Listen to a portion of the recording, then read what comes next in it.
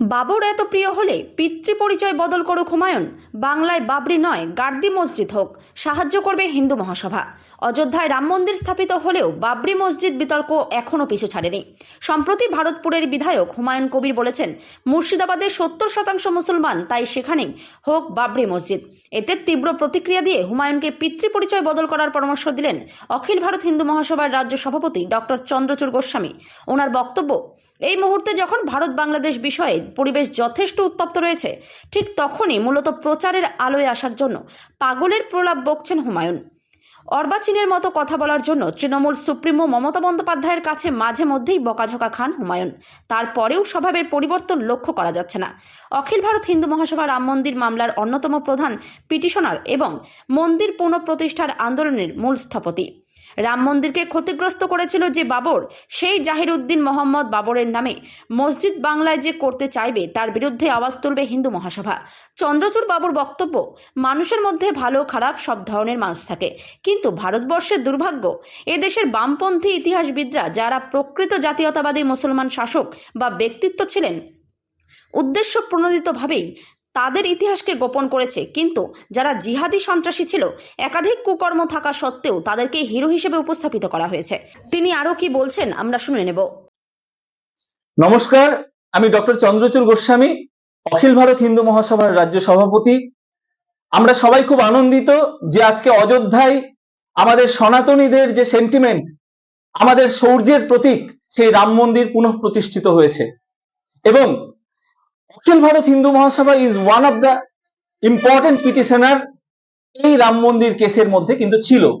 ফলে রাম মন্দির বিষয়ে যখন কথা হবে এবং সেই রাম মন্দিরকে ক্ষতি করেছে যে নরপিশাচ জালালউদ্দিন মোহাম্মদ বাবর, সেই বিষয়ে যখন কথা হবে, হিন্দু মহাসভা নিশ্চয়ই কথা বলবে।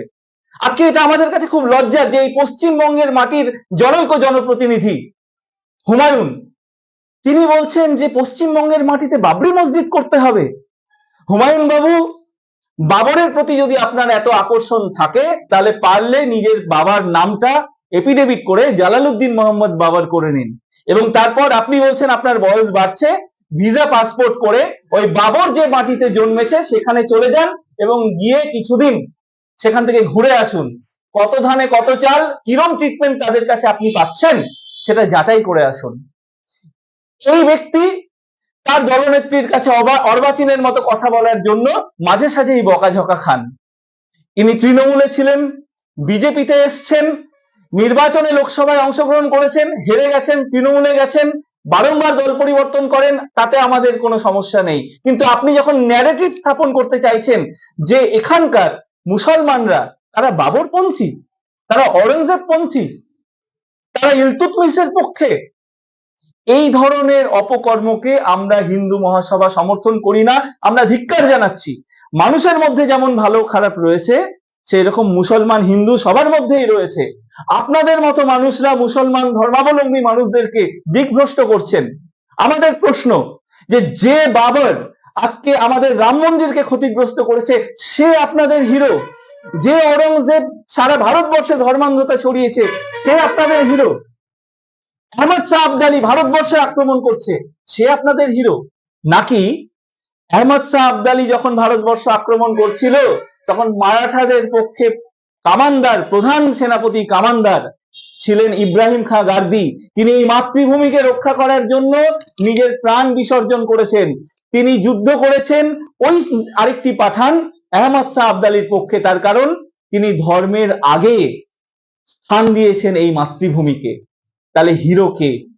আজকে কেন মুসলমান ধর্মাবলম্বী মানুষদের হিরো হতে পারেন না অরঙ্গজেবের ভাই দারা শিকো?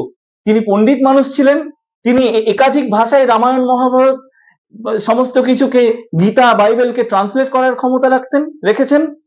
আজকে আশফাকুল্লাহ খান, তিনি ফাঁসির মঞ্চে জীবন দিয়ে দিয়েছেন। তারাই তো আমাদের আসল হিরো।